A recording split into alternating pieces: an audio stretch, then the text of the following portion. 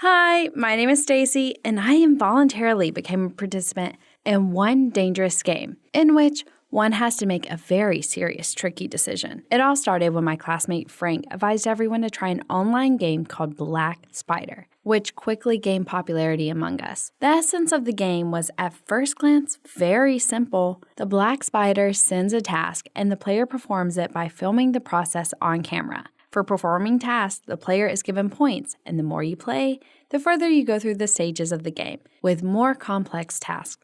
No one knew who the Black Spider was, but he knew a lot about all the players. The tasks were sometimes very difficult, and one guy even had to climb onto a tower crane to take a photo there. After that, many parents signed a petition to ban the game, but nothing came of it. We played for a good reason. The game had a very impressive prize of $100,000 for completing the last stage. The Black Spider responsibly approached each task, and we had no doubt that the reward was real. I joined the game not so long ago, and the first task was very simple. Draw a spider on the wrist with a black pen and send the photo to the game chat. Further task of the first stage, it's also not difficult to come to a certain point in the city and find the note with further instructions quicker than other players. I remained at the initial stage for a long time, although I found a lot of time in the game, unlike other classmates, and had already began to be disappointed in it. And then I still didn't know that the further stages would be a nightmare for me. One Sunday morning, I woke up, picked up the phone, and saw the phrases in my private chat. "I'm watching you." The center was the Black Spider himself. At that moment, I was really scared, and I looked around the entire room, and then I decided to look out the window. There was no one there. Soon I forgot about that message and taking it to be utter nonsense. Later, my mother sent me to the store, and I had an accidental encounter on the street. My classmate Frank ran up to me and grasped my arm. He said that if I didn't give him all the money, the game was over. I pushed him away and answered that I would call the police if he didn't get away from me. He was very angry and declared in a serious and even frightening voice that I had made the wrong choice. The next day, I wanted to talk to him at school, but he wasn't there. I didn't think anything of it, and during the break, I entered the game again. The Black Spider congratulated me on the transition to the second stage and issued a more difficult and dangerous task for me to turn on the fire alarm at school and not get caught. Turning on the fire alarm was a serious misconduct for which I could get a comment into a personal file. But I, like the other players, was attracted by the main cash prize. Turning on the camera on the phone, I excused myself from class to the bathroom. While there was no one in the corridors, I threw off the alarm protection and pressed the coveted red button. After that, the siren wailed out, and the students began to leave the school in a panic. I got lost in the crowd and ran out with the rest unnoticed. I sent a video to the Black Spider, and he praised me for the work done. He also added that I was one step closer to the coveted prize. There were no bounds to my joy from this news. However, the joy didn't last long. The Black Spider said that there was no turning back, and if I gave up on the game, the video, my act, would be sent straight to the school principal. That got my attention very much, and I thought about the consequences of my actions. For a few days, the spider went silent, and Frank never showed up at school. I hoped that he just got sick, and I was a little scared of his absence in the game and on social networks. None of the class told me what happened to him, but only repeated that I made the wrong choice. One evening, the Black Spider sent the following task to me. After reading his message, I wanted to leave the game right away, but I understood that I couldn't. He wanted me to take $500 from my mother and bring the money to the indicated place. In return, I would receive a pass to the final stage of the game. I decided to perform the task for 2 reasons. Firstly, I didn't want the compromising material on me to get into the hands of the principal. And secondly, I promised myself to reimburse this money in a multiple amount when I take the prize. Then I didn't even think about the fact that the game had never had a winner. The players simply dropped out, having waived the conditions. One day, my mother and I walked around the park, and I had a chance to perform the task. My mother took some pocket money from her wind jacket and went to the truck with ice cream and left her bag with me. Then I turned on the camera again and quietly took my mother's wallet, where there was $500. My mom didn't suspect anything, thinking that the wallet accidentally fell out from where we stood in a huge, tight queue for burgers. I was terribly ashamed in front of her, but I didn't tell her the truth. A little later, I headed to the place indicated by the spider to leave the money there. After a couple of hours, the Black Spider wrote that he accepted the money, and that I received a pass to the last stage of the game. There was no trace of joy since I was broken by such blackmail and didn't know what to do. The spider ordered us to wait for further instructions and added that he was closely watching me. As evidence, he said that at the moment, I was in the school cafeteria at the 5th table. I got devastatingly scared because there were a lot of people in the cafeteria and it was impossible to recognize the watcher. On that same day, I accidentally overheard a conversation of classmates about Frank. It turns out that he was at the final stage of the game and his last task was connected with me and money. He failed and dropped out of the game. Frank left school very upset that day and no one else saw him. One of them added that Frank even said goodbye to friends from school. I got dizzy from these words. Frank was kidnapped because of me. If this was true, then it was necessary to immediately report it to the police. I wanted to do this, but my enthusiasm was interrupted by a message from the black spider. The spider wrote that he knew about my awareness on Frank. He also added that I had better keep quiet, otherwise my parents will receive a video with the theft of money. That's how, from a hunter, I again turned into a helpless victim. After a couple days, I received the final task, and after reading it, I dropped the phone out of my hands. I had to say the name of any player, and the black spider would say goodbye forever to him. If I didn't, then he would say goodbye to me. In a panic, I ran home from school to tell my parents everything. I gave up on the game and hoped that I would just be safe at home. I also had correspondence with the black spider, and it could be shown to the police. When I came home, my account in the game disappeared, as well as absolutely all correspondence. It wasn't possible to register a new account, and then I burst into tears and told everything to my parents. At first, they scolded me strongly for my connection with such games, but then they promised that everything would be fine, and this was all a stupid joke of some madman. The next week, I pretended to be sick to stay home. I didn't even go out in the yard being afraid of the black spider, but soon I got tired of sitting at home, and I decided to take a walk with my friends. But in a remote part of the city where the black spider wasn't able to find me, waiting for my friends, I met someone whom I didn't expect to see at all. Frank sadly walked down the street. When he saw me, he turned his back. I convinced him to talk to me and learned the full truth about his disappearance. It turns out that his family had just moved to another part of the city, at which point Frank was transferred to another school. He was very upset by this, and because of this, he couldn't even say goodbye to us. Frank suddenly disappeared for all of us. He didn't get in touch because he didn't have a desire to communicate with anybody. He sent the last message to one of our classmates where he wrote that he made the wrong choice, and all the fault rests with him. Frank was also miffled with me for not letting him finish his last task. That day, he had to take the money from me at any cost, but he couldn't. So the spider said goodbye forever, and his account in the game was blocked. Then I finally realized that the black spider doesn't pose a threat to those who have dropped out of the game. I convinced Frank to run to the police, and he agreed.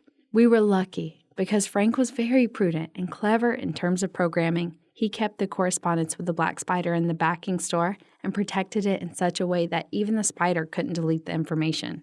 He did this to ensure security through blackmail. With this correspondence, we ran to the police. A year later, the game ceased to exist, and the black spider was caught. He turned out to be a senior student from the psychology faculty. The game was his personal experiment, and he knew how to manipulate teens. He played with teenagers and their fears, trying to make as much money as possible. Now he faces a prison term. After this incident, similar games appeared on the internet over and over again. I couldn't stand aside and create a large community on the network to prevent such incidents. Frank helped me with this, and thanks to his skills, we've already banned several of these crazy games.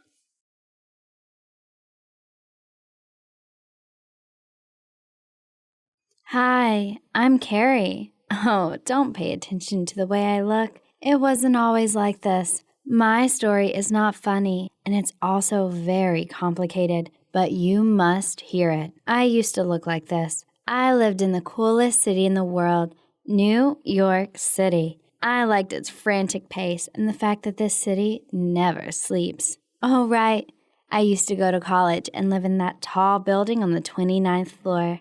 My story begins there. That day, I woke up and looked at the alarm clock and realized that I was very late, so I quickly put on some clothes, took my bag, and rushed out of the house. When I approached the roadway, the traffic turned red, and since I was in a real hurry, I decided to take a chance and cross the road. When I was already in the middle of the way, I saw a car rushing towards me at great speed. Oh, stop! I don't usually do that, but on that day, I was very late. You might think that this was how I became the ghost, but no. I ran away, and the car drove right behind my back when I was already on the other side of the street. This time, I got lucky. When I got to college, I walked into the classroom and took my place. The professor was telling something about the concept of the soul in different religions. When he started talking about ghosts and spirits, I found it funny. Well, I don't believe in the nonsense that someone could wander around like Casper.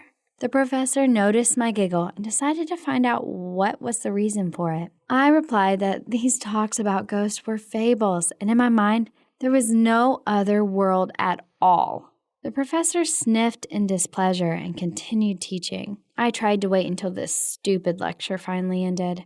In order not to get bored, I started watching funny videos on my phone. Meanwhile, my mother began to call me, but I couldn't answer her call. And also, I didn't want to go to the doctor, so I just dropped it. We were at odds and had not talked to each other for a very long time. Although my mother kept trying to contact me, actually I moved to the city with my father because of her. The lecture was finally over and I hastened to leave the school. I had many things to do today, and I was going to do everything in time. But my plans were not destined to be fulfilled. As I approached the stairs, I received a video from my mother. Mom tried to establish contact with me very often, but I had never gotten any videos from her before. I decided that I should see it and started watching it while I was walking. But while the video was downloading, my leg fell into the void, and the whole rest of my body followed it a moment later. Looking at my phone, I completely forgot about the huge staircase, and because of the mistake, I flew down it. I didn't see any light at the end of the tunnel or stairs to heaven. I just passed out and saw only darkness. I woke up lying a little further from the fall site, and I felt myself. Oddly enough, but despite falling from such a height, I did not feel any pain. On the contrary, there was a strange lightness throughout my body. I looked around and saw a huge crowd of people gathered not far from me. There was also an ambulance waiting there, and I was a little bit angry by the fact that I was lying there like a log, and no one approached me at all. So I decided to find out what happened there and what could be more important than the person who fell down the stairs. Can you imagine my shock when I realized that it was me lying on the asphalt in an oxygen mask? The police officer was pushing aside the crowd so that it would not interfere with the medics. By the way, the medics were already putting me in the ambulance on a stretcher. I could not believe my eyes because this was nonsense.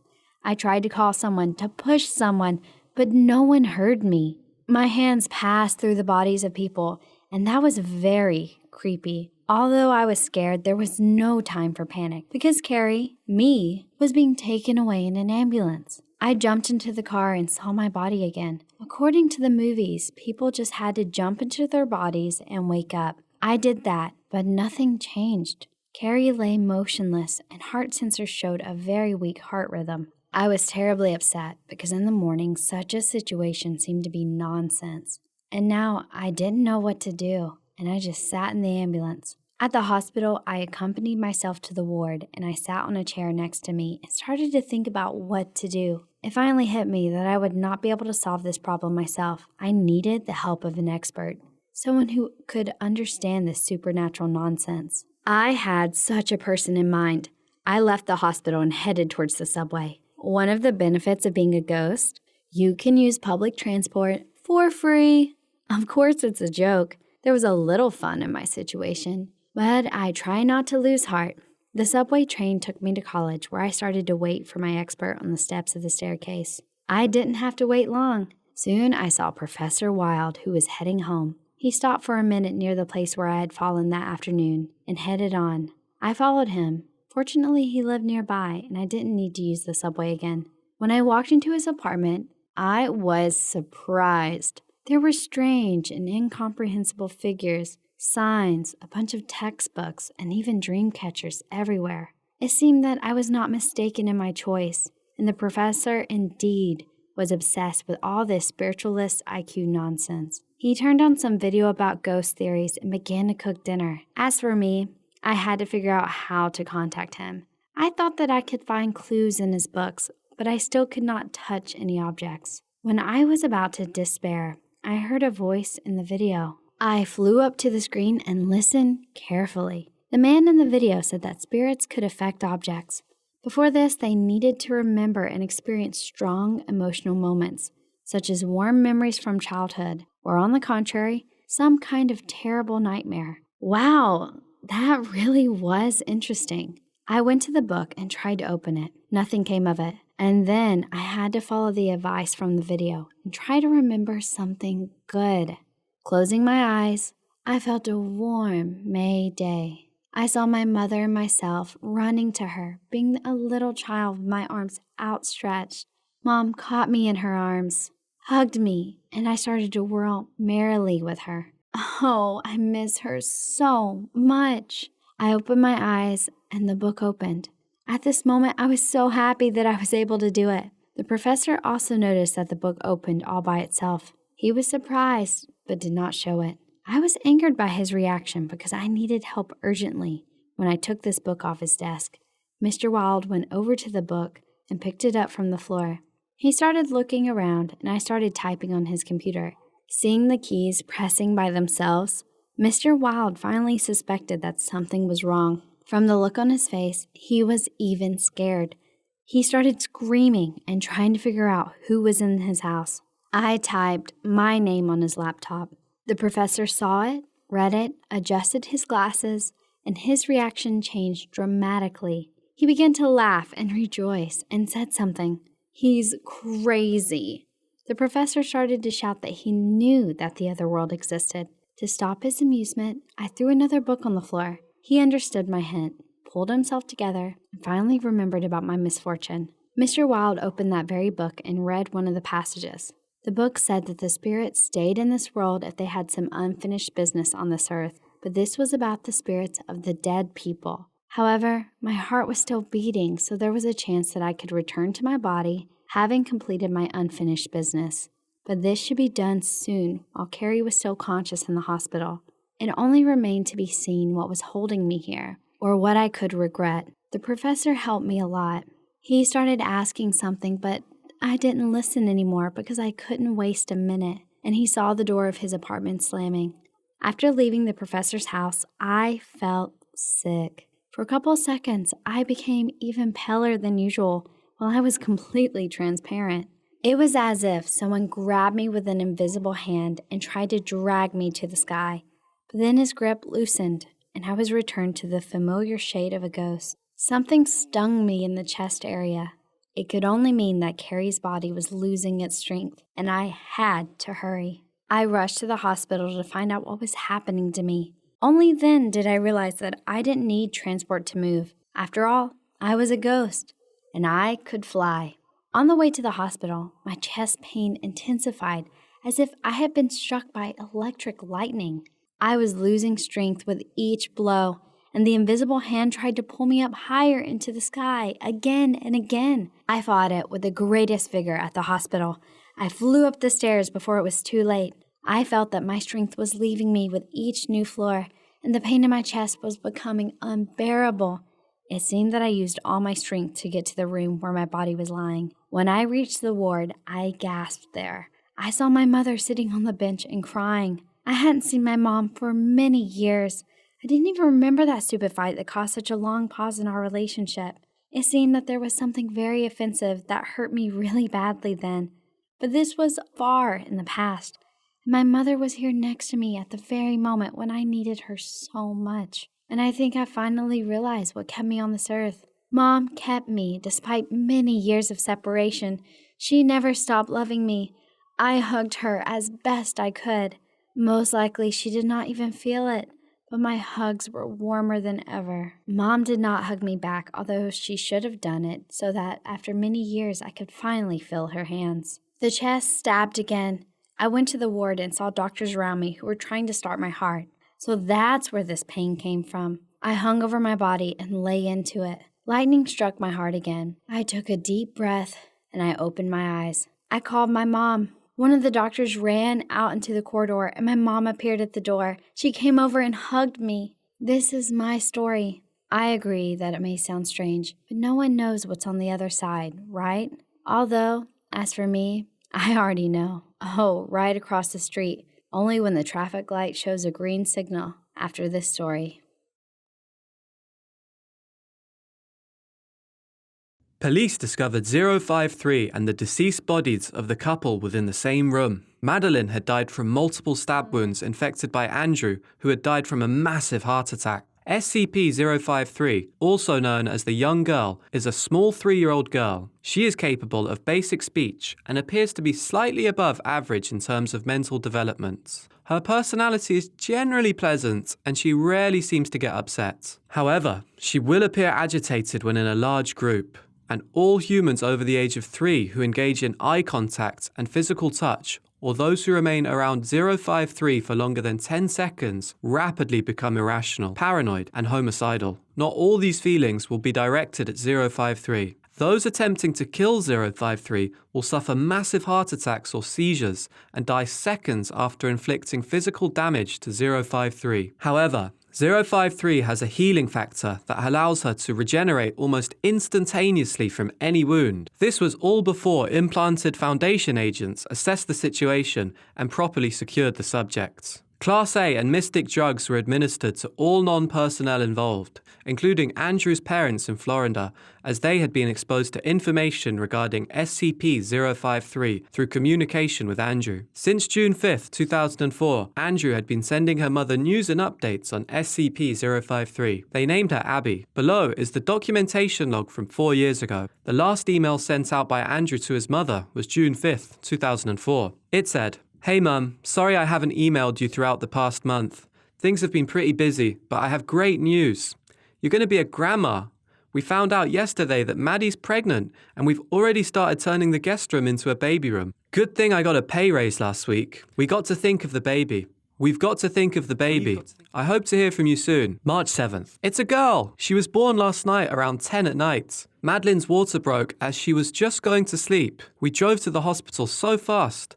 I think I almost hit someone. Geez, I've been waiting for the doctor to deliver. It feels like years. Now, as I type this email, she's downstairs, fast asleep in Maddie's arms. We named her Abby, and she's the most beautiful thing I've ever seen. I'll send pictures soon. March 8th. Hey Mum, Abby's first birthday was yesterday. Howard and Rachel even showed up and got to see their niece for the first time. Too bad you and your dad are all the way down in Florida. We'll have to visit when Abby's older. I love you. June 24th, 2008. There was an accident. We were at the playground and we took our eyes off her for 1 second and she fell off the jungle gym and landed on her head. I saw blood. The doctor said she'll recover fine, but I can't sleep. It's all my fault. June 25th, 2008.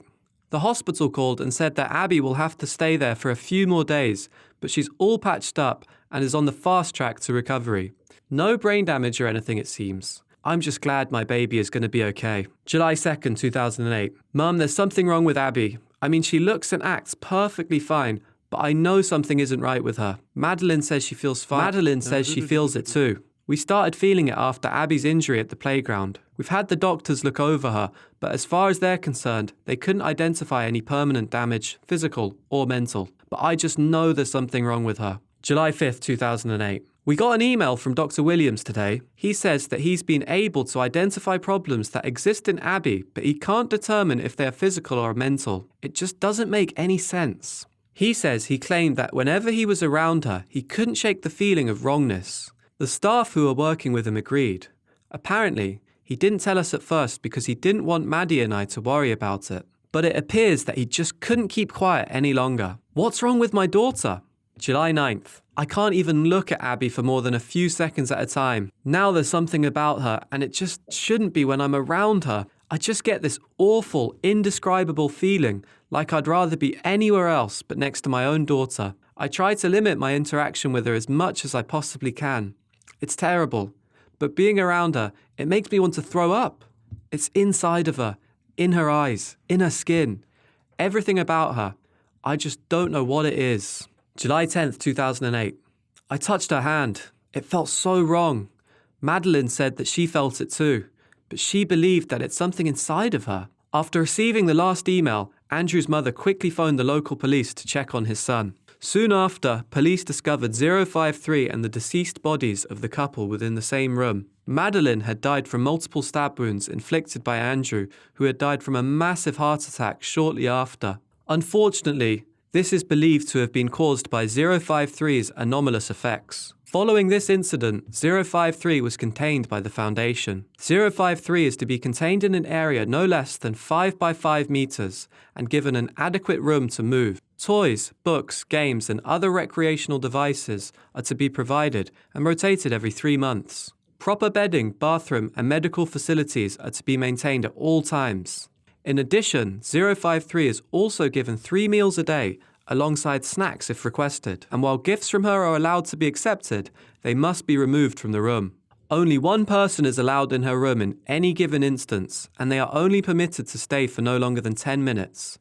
Any sharp objects or firearms are banned from her room, and anyone who begins to act erratically, scream, or attempt to grab 053 are to be removed and quarantined. In a termination test, the Foundation introduced SCP-682 to SCP-053. 682 appeared to be very confused and showed no signs of being affected by 053 initially, but 053 appeared to be afraid of 682 and hid behind a chair in her containment area. After a while, 053 approached 682, and after several seconds of hesitation, she briefly touched SCP-682 before quickly returning to her hiding place. 682 had no reaction. 053 approached 682 in parts of its head, causing it to exhale through its forward nostrils.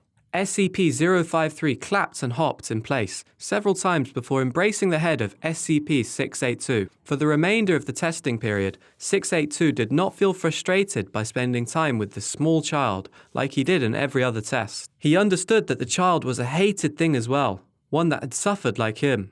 They were alike in that way. He had attempted to break out a few times anyway, to find out where the disgusting researchers were watching from and find out if they had hurt her as they had him. This had, however, frightened 053, so for the time being, he allowed himself to be decorated with a cowboy hat that was too small, although he appreciated how oddly pleasant and relaxing it was when her tiny arms hugged his scared, scaly back and demanded to be carried around. Eventually, 053 grew tired, yawning and rubbing her eyes with tiny fists. 682 lifted the child carefully in his teeth by the back of her shirt and carried her off to bed, placing her gently on the mattress and circling the bed once, twice, 3 times before curling around her in a protective little ring. Soon enough, 053 was fast asleep, and he was her new protector.